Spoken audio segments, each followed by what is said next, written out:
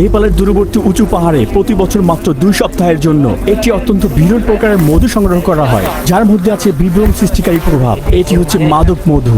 এই অসাধারণ মধু, যা হিমালয়ের পৃথিবীর সবচেয়ে বড় মৌমাছির উৎপাদন করে, এতে খুব শক্তিশালী গ্রানোটক্সিন থাকে। এই বিষাক্ত পদার্থ আপনার ইন্দ্রিয়কে অকল্পনীয়ভাবে বিকৃত করতে সক্ষম, যেমন অদৃশ্য কোনো কণ্ঠস্বর শোনা বা চারপাশের পৃথিবীকে গলে যেতে দেখা। পুরো রূপ মনে হয় ঘুরতেছে, মনে হচ্ছে আমি আকাশে উঠতেছি। সে মাথা থেকে পা পর্যন্ত মাতাল হয়েছিল। সে 3 দিন ধরে ঘুমিয়েছিল। বিরল পাগল মধুর চাকগুলোতে পৌঁছানোর জন্য শিকারীরা শত শত মিটারের অনিরাপদ পাহাড়ে ওঠে, শুধুমাত্র একটি দড়ির সিঁড়ির উপর নির্ভর করে। তারা একদম খালি হাত পা ব্যবহার করে, যার ফলে সহ্য করতে হয় মৌমাছির অসংখ্য বেদনাদায়ক কুইলের কামড়। ইতিহাস জুড়ে স্থানীয়রা এই মধু শুধুমাত্র বিভিন্ন রোগের চিকিৎসা এবং যৌন উদ্দীপক হিসেবে ব্যবহার করে আসছে, কিন্তু এটি আরোগ্য ক্ষমতা এবং বিষাক্ততার মধ্যে সীমারেখাটি খুবই ক্ষীণ। এই মাদক মধু অতিরিক্ত পরিমাণে গ্রহণ করলে হৃদয় স্পন্দন দৃঢ় হয়ে যাওয়া, পক্ষাঘাত, এমনকি প্রাণহানিও ঘটতে পারে। আমরা যে দূরবর্তী গ্রামে যাচ্ছি, সেখানে শুধুমাত্র একটি পরিবারই এই মাদক মধু শিকারের প্রথা চালিয়ে যাচ্ছে। 7500 বছরের পুরনো এই গুহা চিত্রের মতো তাদের প্রাচীন পদ্ধতিগুলো এখনো পরিবর্তন হয়নি, এবং তাদের মধু শিকারের এই উপায় আপনি অন্য কোথাও আর দেখতে পাবেন না। 36 ঘন্টার আকাশ এবং সড়ক যাত্রার পরে অবশেষে তানজি গ্রামে পৌঁছলাম এবং গুরুঙ্গ উপজাতির সাক্ষাৎ পেলাম। তারা তিব্বত থেকে এখানে বসতি করেছে। হ্যালো স্যার, কেমন আছেন? আমি ভালো আছি। আপনার বাবা প্রধান মধু শিকার এখানে? হ্যাঁ। বা তাদের রীতি অনুযায়ী এখানে আগত মানুষকে বিপদ, অসুস্থতা এবং অশুভ আত্মার থেকে রক্ষা করার জন্য একটি তাবিজ পড়তে হয়। তাই মধু শিকারের আগে মহিলা আমাকে জল দিয়ে আশীর্বাদ করলেন এবং আমার গলায় একটি সুতো বেঁধে দিলেন। আমরা এখন মধু শিকারীদের কাছে যাচ্ছি। আমরা সবাই ধান ক্ষেতের পাশ দিয়ে পাহাড় থেকে নিচের দিকে নেমে চলেছি। নমস্কার। এখানে 3 প্রজন্মের মধু শিকারী রয়েছে। বুদ্ধিমান তার বাবা এবং তার দাদা। বছরের পর বছর কঠোর পরিশ্রম তার হাতে দৃশ্যমান। আমার নাম নন্দলাল তামাং। মধু শিকার আমাদের ঐতিহ্য। এটা আমার পূর্বপুরুষদের সময় থেকে হয়ে আসছে। প্রতি বছর তিনি মাদক মধু খুঁজতে উঁচু পাহাড়ে যান। এই কাজ করতে অনেক বেশি সাহসী মানুষ প্রয়োজন। প্রত্যেকেই এখন তাদের নিজ কাজে ব্যস্ত এবং তারা সোনালী ওষুধ শিকারের প্রস্তুতি নিচ্ছে। নন্দ এবং তার বাবা সিদ্ধান্ত নিচ্ছেন প্রথমে কোন পাহাড়ে যাবেন। অন্যদিকে বাকিরা এখন সরঞ্জাম প্রস্তুত করছেন। মই তৈরি করতে তারা সাবধানে একটি কাঠের তক্তাগুলোকে দুটি বাঁশের দড়ির সাথে ফিট করছেন, যা কয়েক মিটার লম্বা। এটি এমন ভাবে ঢোকানো হয়। পাহাড়ের উপরে নন্দ এবং অন্য গ্রামবাসীরা চূড়ান্ত প্রস্তুতি নিচ্ছেন। তারা শক্তভাবে মইটিকে একটি গাছের কাণ্ডের সাথে সুরক্ষিত করছে। মৌচাকের কাছে মইটিকে নিয়ে যাওয়া খুবই গুরুত্বপূর্ণ। এটি দড়ির অগ্রভাগ। নিচে নামার জন্য এটাকে ঠিকভাবে বাঁধতে হবে। ঠিকভাবে না বেঁধে কোনোভাবে নিচে নামা যাবে না। প্রথমে তারা আগুন জ্বালাবে এবং তারপর দড়িগুলো নিচে ফেলা হবে। ওই লাঠি কোথায়? ওইটা দাও। অন্যদিকে বাকিরা সদ্য কাটা পাতা দিয়ে বিশাল একটি পোটলা বানাচ্ছে। তারা মাঝে কিছু কাঠ দিয়েছে এবং দড়ি দিয়ে জড়িয়ে দিচ্ছে। এই বিশাল পোটলা ধূপটি মধু শিকারীদের মৌমাছির বিরুদ্ধে একমাত্র প্রতিরক্ষা। মৌমাছিদের তাড়াতে আগুন অপরিহার্য। ধোঁয়া ছাড়া মৌমাছিরা সরে যাবে না। একবার ধোঁয়া ছাড়িয়ে পড়লে তারা অসাড় হয়ে যায়। প্রথমে মৌমাছিরা আক্রমণাত্মক হয়ে ওঠে, তারপর তাদের চলাফেরা কমে যায়। এরকম কোনো দুর্ঘটনা ঘটেছিল, যেমন আপনাদের গায়ে আগুন ধরে গিয়েছিল?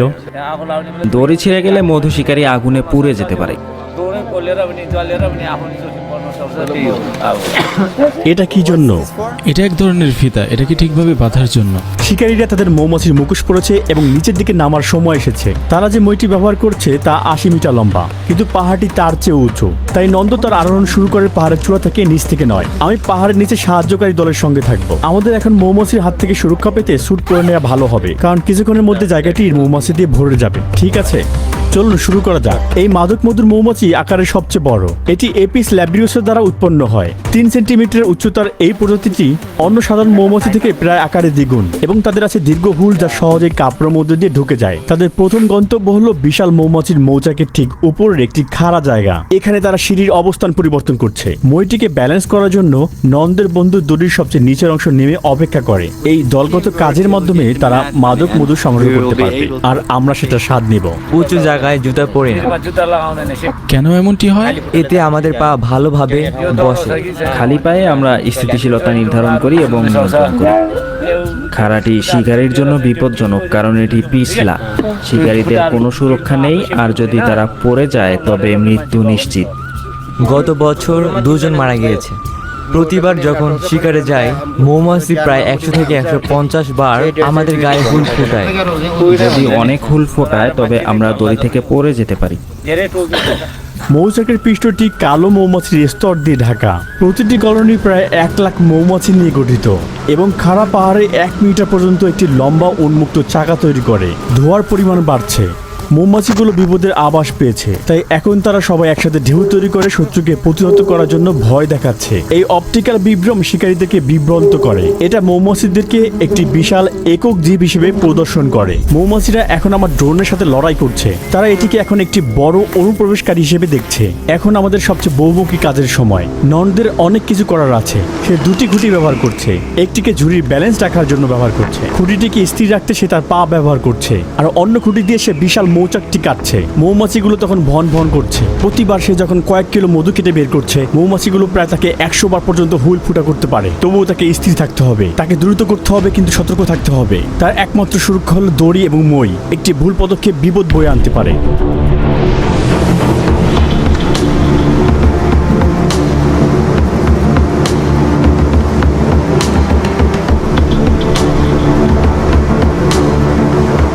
আপনি কতদিন ধরে মধু শিকার করছেন? অনেক দিন হয়ে গেছে, 20-21 বছর। এই কাজটা যদি আমরা ঠিকঠাকভাবে করতে যাই তাহলে আমাদের পাথরের মতো হৃদয় থাকতে হবে। এটি একটি ঝুঁকিপূর্ণ কাজ এবং সবাই এটি করতে পারে না। সবাই মাদক মধু চায়, কিন্তু তারা যখন কাজের বাস্তবতা দেখে তখন তারা হতবাক হয়ে যায়। আমরা এটা খুব বেশি পরিমাণে খাই না, বছরে মাত্র কয়েক চামচ। বছরের কয়েক চামচ মাত্র আমাদের প্রায় 24 ঘন্টার মতো মাতাল করে দেয়। যদি 1 চামচ মধু নেই তাহলে কি করতে পারে? তোমার খারাপ লাগবে, এরপরে বমি করবে আর তুমি অজ্ঞান হবে। আর যদি 2 চামচ নেই? কিছুই বুঝবে না। প্যারালাইজ হওয়ার সম্ভাবনা আছে। হ্যাঁ, একদিন প্যারালাইজ হয়ে পড়ে থাকবে। আমরা ফিরে যাচ্ছি কারণ বৃষ্টি পড়ছে। আমরা চাই না আমাদের ক্যামেরা ভিজে যাক। মধু শিকারীদের সাথে আমাদের গ্রামে দেখা হবে। নমস্কার। সে যখন রান্না করছিল এখানে তখন আলো নিভে গেল। এখন বর্ষার বৃষ্টি নেপাল দখল করতে শুরু করছে। 3 ঘন্টা যাবৎ বিদ্যুৎ বন্ধ আছে এবং এখানে অন্ধকার শুরু হয়েছে। মধু শিকারীরা এখনো গ্রামে ফিরে আসতে পারেনি। মেঘু আমাদের জন্য টর্চ লাইটের সাহায্যে কিছু সবজি এবং ভাত রান্না করছে। অবশেষে দীর্ঘ সময় পাড়ি দেওয়ার পরে সকল শিকারীরা নিরাপদে গ্রামে ফিরে এসেছে। মৌমাছিরা হুল ফুটিয়েছে। যন্ত্রণা করছে। এটার ব্যথা খুব মারাত্মক। ঠিক এখানে একটি মৌমাছি এখনো আমার পোশাকের ভেতর আছে। তারা আমার পুরো শরীরের উপরে ছিল। আজ আমরা কত মধু শিকার করেছি? প্রায় 40 লিটারের মতো হবে। আবহাওয়া ভালো থাকলে কি সবাই যাবে? বৃষ্টির কারণে পাহাড়ের ধার পিছলে যায়, কিনারা হয়ে ওঠে বিপজ্জনক। আবহাওয়া ভালো থাকলে আমরা যেতে পারি। আমাদের কি আপনার বাবার সাথে কি হয়েছে তা বলুন। তিনি 1 কাপ মধুর সাথে আধা ঘন্টা পর তিনি টয়লেটে গিয়েছিলেন। তিনি টয়লেটে একটি মাদুরে পুরো রাত ঘুমিয়েছিলেন। পরের দিন সকালে তিনি তার হাত এবং পায়ের উপর ভর দিয়ে সিঁড়ি বেয়ে উঠছিলেন। অবশেষে তিনি দরজার বাইরে পৌঁছান এবং আবার দৌড়ে চলে যান। কোথায় ছিলেন? তিনি 3 দিন ঘুমিয়েছিলেন। তিনি মাতাল ছিলেন। আজ আমি মধু খেয়ে দেখার জন্য অনেক উত্তেজিত ছিলাম, কিন্তু এখন রাত 10টা বাজে এবং সবাইকে আগামীকালকে শিকারের জন্য খুব তাড়াতাড়ি উঠতে হবে। রাতে এটা একা চেষ্টা করা নিরাপদ নাও হতে পারে, বিশেষ করে একটি দূরবর্তী এলাকায় যেখানে কোনো স্বাস্থ্য সুবিধা নেই। তাই আমাকে আগামীকাল পর্যন্ত অপেক্ষা করতে হবে।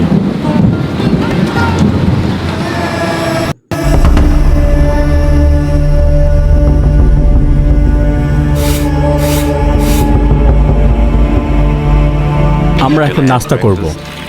এখন প্রায় সকাল 7টার মতো বাজে এখানে। নাস্তার পর আমরা মধু শিকারে যাব। এবার আমি অবশ্যই এর স্বাদ নিব। গতকাল ওখানে ছিলাম। অন্য পাশে আজ আমরা ঠিক কোন দিকে মধু শিকারে যাব আপনি জানেন? নিচে নামবো। আর আজকে আমরা উপরে উঠবো নাকি নিচে নামবো? ঠিক আছে। আজ আমাদের সাথে একটি বড় দল আছে। তারা বিশ্বাস করে আজকে আমরা বড় মাদক মধুর সন্ধান পাবো। তবে শুরু করার আগে এখন শিকারীদের মোরগ বলি করার সময়। প্রথমে আমরা প্রার্থনা করি, তারপর কোনো দুর্ঘটনা এড়াতে এটিকে কাটি। তারা মই বানানোর জন্য এই কাঠের টুকরোগুলো এখন কাটছে। মইটি এতটাই ভারী যে 2জন মানুষ মিলে এটি কষ্ট করে বহন করতে হচ্ছে। যখন তারা মোরগটি প্রস্তুত করছে তখন আমরা পাহাড়ের দিকে যাচ্ছি, যেখানে মধু সংগ্রহ করা হবে। পিচ্ছিল হওয়ার কারণে আজকের পথটি আরো বিপজ্জনক। ভূমিধসের কারণে সেতুটি ভেঙে গিয়েছে, কিন্তু যেভাবেই হোক আমাদের অন্য প্রান্তে পৌঁছতে হবে, কারণ সেখান থেকেই তারা মধু সংগ্রহ করবে। ঠিক আছে, ঠিক আছে, সব ঠিক আছে। আমাদের সবাইকে একসাথে একইভাবে চলতে হবে, কারণ আমরা সেতুটি কাঁপাচ্ছি। এটা খুবই বিপজ্জনক। আপনি ঠিক আছেন? হ্যাঁ, আমি ঠিক আছি। আর তুমি? আমিও ঠিক আছি। হ্যাঁ। আমি নিচে নামছি। লাফাও। হ্যাঁ, আমি পেরেছি। মাদক মধুর চেয়েও বিপজ্জনক কিছু থাকলে অবশ্যই সেটি হবে মধু সংগ্রহের সেই পদ্ধতি। যদি ওই পাহাড়ের চূড়া থেকে কেউ পড়ে যায় তাহলে তার আর বেঁচে থাকার কোনো সম্ভাবনা নেই। এটি কমপক্ষে 100 মিটার গভীর। আমি এটি খুলে ফেলেছিলাম, কিন্তু সে আমাকে বলল আবারও পড়তে। সম্ভবত 1 ঘন্টার মধ্যে আমাদের চারপাশে অনেক মৌমাছি উড়ে বেড়াবে। এমনকি অপেক্ষা করার সময় কিছু মৌমাছি আমাদের উপরে ইতিমধ্যে মলত্যাগ শুরু করেছে। তার আঙ্গুলের উপর এগুলো হচ্ছে মৌমাছির মল। এটি হলো মধুর টয়লেট। তাহলে এগুলি মৌমাছির মল। নন্দ এবং অন্যান্য শিকারীরা আবারও কাজ শুরু করেছে। মই এবং জ্বলন্ত বান্ডলটি নামানো হয়েছে এবং মধু সংগ্রহ শুরু হয়েছে। দেখুন সে কিভাবে পা দিয়ে লাঠি ঠিক করছে। চমৎকার। সেজন্য একটি অ্যাক্রোব্যাট। রডোডেন্ড্রন ফুলের মধু থেকে গ্রানোটক্সিন আসে, যা হিমালয়ে প্রস্ফুটিত হয়। মাত্র 1 কেজি মধু তৈরিতে প্রায় 4 মিলিয়ন ফুলের পরাগ নিতে হয়। একটি সাধারণ কর্মী মৌমাছি তার পুরো জীবদ্দশায় মাত্র 1 থেকে 20 চামচ মধু তৈরি করতে পারে। তাই অবাক হওয়ার কিছু নেই যে এই বিরল সঙ্গে 200 গ্রাম মধু, যা আমি একটু পরে স্বাদ নিতে যাচ্ছি। এই মাদক মধুতে রয়েছে গ্রানোটক্সিন, যা বর্তমান বাজারে প্রায় $400 বিক্রি হচ্ছে। কিন্তু দুঃখজনক হলেও এটি সত্যি যে জীবনের ঝুঁকি নিয়ে কাজ করা এই মধু শিকারীরা কয়েক কিলোগ্রাম মধু বিক্রি করে মাত্র $50 কম উপার্জন করে। এখানে 1 ঝুড়ি মধু সোজা পাহাড় থেকে নামানো হচ্ছে। দলটি এখন মাদক মধু নিষ্কাশন করছে। তারা লার্ভা, মৃত মৌমাছি, পোকামাকড় ইত্যাদি ছাঁকনি দিয়ে আলাদা করছে এবং প্লাস্টিকের জারে মধু সংরক্ষণ করছে। অবশেষে এই মধুর স্বাদ নেওয়ার সময় এসেছে। আমি খুবই উত্তেজিত। এটি হালকা তিক্ত স্বাদের সাথে মিষ্টি স্বাদযুক্ত। খাওয়ার সঙ্গে সঙ্গেই আমি শক্তিশালী গ্রানোটক্সিনের কিক অনুভব করতে পারছি। এটি ঝিলমিল করছে, তাই না? হ্যাঁ, এটার মধ্যে ভিন্ন ধরনের টেক্সচার রয়েছে। আপনার মুখে পুরাতে শুরু করে। এটা শুরু হয়েছে যেমনটা আপনি বলেছেন। অনুভূতিটা ঠিক মশলা জাতীয় খাবারের মতো। হ্যাঁ, কিন্তু একটি ঝুঁকি আছে যা আমি কখনো ভাবিনি। আপনি সম্ভবত এটি স্বাদ দেওয়ার সময় কিছু মধু গিলে ফেলেছেন। আমাদের আপনাকে দ্রুত উপরে নিয়ে যাওয়া উচিত, কারণ এটি 45 মিনিটের মধ্যে কার্যকর হয়। আমি অবশ্যই এখানে অস্থায়ীভাবে প্যারালাইজড অথবা অচেতন হওয়ার অভিজ্ঞতা নিতে চাই না, যে কারণে আমি এখান থেকে দ্রুত বের হয়ে যাচ্ছি। আপনি যখন এই মধু দিয়ে মাতাল হন, আপনি 12 ঘন্টা মরে থাকবেন। আপনি আপনার শরীর নাড়াতে পারবেন না। সত্যি? এবং আমাদের জন্য আপনাকে সাহায্য করা, আপনাকে পাহাড়ে নিয়ে যাওয়া কঠিন হবে। এতটা মাতাল হয়ে যাব? এতটা পরিমাণে মাতাল হয়ে যাব আমি? কখনো কখনো হ্যাঁ। তাহলে চলো, এখনো অনেক পথ বাকি আছে। আমরা দ্রুত গ্রামে ফেরার চেষ্টা করছি। আশা করি আমার শরীর ছেড়ে দিবে না। যেহেতু আমরা যথেষ্ট উপরে উঠেছি, আমাদের একটু বিরতি নেওয়া দরকার। আমরা এখন মধু শিকারে উৎসর্গ করা সেই মোরগটির মাংস খাবো। এটি নিন ভাই। অনেক ধন্যবাদ ভাই। মৌমাছি তাকে অনেকগুলো হোল করেছে, বিশেষ করে তার ঠোঁটের নিচে। এটি অনেক বেদনার। এটা অনেকটা ফুলে উঠেছে। কিছু খেয়ে নেওয়ার কারণ এটি মাদক মধু তথা গ্রানোটক্সিনের বৃষ্টিরাকে কিছুটা গতি কমিয়ে দেয়, যার ফলে আমরা ফিরে যাওয়ার কিছুটা সময় পাবো। পাগলা মধুকে সবচেয়ে প্রাচীন জৈব অস্ত্র হিসেবে ব্যবহার করা হয়। খ্রিস্টপূর্ব 67 সালে যখন রোমানরা খ্রিস্ট সাগরে আক্রমণ করেছিল, তখন পন্টাসের সৈন্যরা রোমান সেনাবাহিনীর পথে পাগল মধুর চাক রেখে দেয়। রোমানরা তখন উপেক্ষা করতে পারেনি। তারা মধুতে মত্ত হয়ে তাদের আত্মরক্ষা হারায় এবং তাদের জীবন করুণভাবে শেষ হয়ে যায়। যখন আমার সঠিক মাত্রায় এটি থাকে, তখন আমি আরো পরিষ্কার দেখতে পাই, মানসিকভাবে সক্রিয় বোধ করি এবং আরো ফোকাস করতে পারি। আমি এটি ধ্যানমূলক উদ্দেশ্যে ব্যবহার করি। সঠিক ডোজ কি? এটি মধুর উপর নির্ভর করে। এটি খুবই শক্তিশালী। আমার জন্য 1 টেবিল চামচ ঠিক আছে। আপনি যদি বেশি খান, তবে আপনার জন্য এটা খুব খারাপ হবে। অবশেষে আমি কোনো সমস্যা ছাড়াই গ্রামের প্রবেশ পথে পৌঁছেছি এবং এখানেই আমি আমার মাদক মধুর সর্বশেষ ডোজটি গ্রহণ করলাম। এবার আমি দ্বিধাবোধ করলাম না। মাদক মধুর একটি বিশাল অংশই আমি এবার খেয়ে নিলাম। আমি অনেক খেয়েছি, তাই না?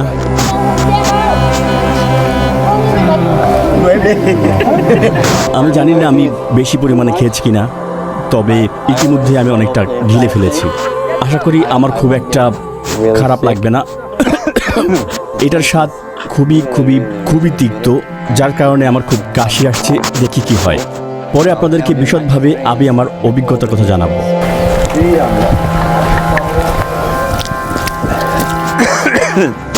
প্রথমে আপনার শরীর গরম হতে শুরু করবে এবং ঝিলমিল অনুভব করবেন। তোমার কি মনে হয় আমি খুব বেশি মধু খেয়ে ফেলছি? এটা যথেষ্ট পরিমাণ। আমাদের বন্ধু একই মধুর ছোট চামচ পরিমাণ খেয়েছে এবং সে বমি করেছে। আমি জানি না ঠিক আমার কেমন অনুভব হবে। প্রত্যেকে ভিন্নভাবে অনুভব করে। তাই চলুন একটু সময় দিয়ে দেখা যাক কি ঘটে। পাগলা মধু খাওয়ার কয়েক ঘন্টা পার হয়ে গিয়েছে। শেষবার যখন আমি চেক করেছিলাম, মেঘু অসুস্থ বোধ করেছিল। এখন আমি তার খবর নিতে যাচ্ছি। তোমার এখন কেমন লাগছে? ভালো না, বেশি ভালো না। তুমি কতটুকু খেয়েছিলে? একটুখানি, অল্প। আমি তার চেয়েও বেশি খেয়েছিলাম। তোমার ঘুম আসছে? তাহলে আমরা এখন আসি। ঠান্ডা? ঠান্ডা, অনেক ঠান্ডা। আর আমার পা আমার আঙ্গুল অনেক ঠান্ডা। তুমি কি দাঁড়াতে পারবে? না না না, আমার তৃষ্ণা পেয়েছে, আমি কি পানি পান করতে পারি? পানি খেও না। কেন?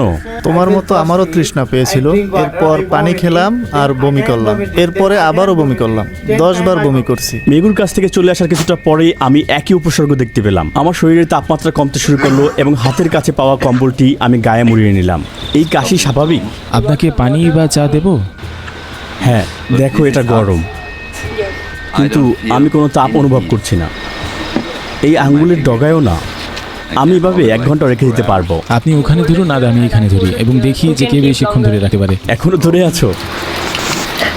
মানবদেহে গ্র্যানোটক্সিন কোষ ঝিল্লির সোডিয়াম চ্যানেল কার্যকলাপকে ব্যাহত করে। এছাড়াও নিউরন এবং পেশিকোষগুলোকে সঠিকভাবে যোগাযোগ এবং কাজ করতে বাধাগ্রস্ত করে। এই কারণে আমার আঙ্গুলের ডগাগুলো অসাড় হয়ে আছে এবং ঝিনঝিন করার মতো অস্বাভাবিক অনুভূতি পাচ্ছি এবং আমি অনুভব করছি এই প্রভাব ধীরে ধীরে আমার শরীরের দিকে ছড়িয়ে পড়বে। এটা নাও ভাই, এটা নিয়ে নাও, এখন অনেক গরম লাগছে।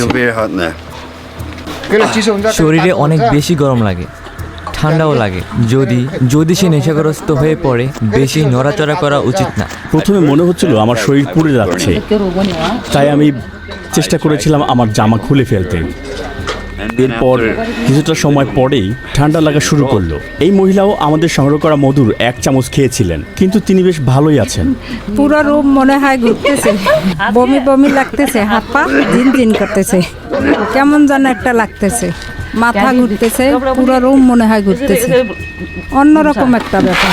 কখনো মনে হচ্ছে কান্না পাচ্ছে আমার, আবার কখনো কখনো হাসি পাচ্ছে। আমাদের হোস্ট অবশ্য মধু খেয়ে আমার চেয়ে বেশি উপকৃত হচ্ছে। সে এখন উচ্ছ্বসিত অবস্থায় আছে। তার বয়স কত? যদি ওটা জিজ্ঞেস করা অভদ্র, আমি দুঃখিত। আপনার বয়স কত? বয়স? সে আমার বয়স জিজ্ঞেস করছে? আমার বয়স 1 বছর। সে এটা কি বললো? তারে বলো আমার বয়স 1 বছর, তাকে আমি কিডন্যাপ করেছি। আমার এখন মাতালের মতো লাগতেছে, মনে হচ্ছে আমি আকাশে উঠতেছি। আপনি তার সম্পর্কে কি মনে করেন? তাকে আমরা কি ভিডিও করতে পারবো? হ্যাঁ। তাকে পছন্দ হয়েছে, প্রেমিক বানাইতে পারলে ভালো হইতো। তাকে বলো তাদের দেশে কি আমার মতো একজন বৃদ্ধ প্রেমিক পাওয়া যাবে? তাইলে নিয়ে আসো। আমার এখানে মাথা ব্যথা করছে, কপাল থেকে এই বাম চোখের দিকটা। তাই এখন আমি আমার চোখকে কিছুটা সময় বন্ধ রাখবো। আমি শরীরের সর্বোচ্চ যন্ত্রণা অনুভব করছি, সময়ের কোনো হিসাব পাচ্ছি না, প্রতিটা সেকেন্ড যেন ঘন্টার মতো। এটার প্রভাব আরো তীব্র হচ্ছে। আমি এখন অসুস্থ বোধ করতে শুরু করেছি। মুহূর্তে আমি বমি শুরু করলাম। গ্র্যানোটক্সিনের কোনো প্রতিষেধক নেই, বেশিরভাগ সময় শরীর এটি সহ্য করতে পারে। তবে বিরল কিছু ঘটনা রয়েছে যেখানে এটি হৃদরোগ সৃষ্টি করে। পার্শ্ব প্রতিক্রিয়া ছাড়া ওষুধের সুবিধা পেতে আপনার ডাক্তারের পরামর্শ অনুযায়ী সেবন করুন।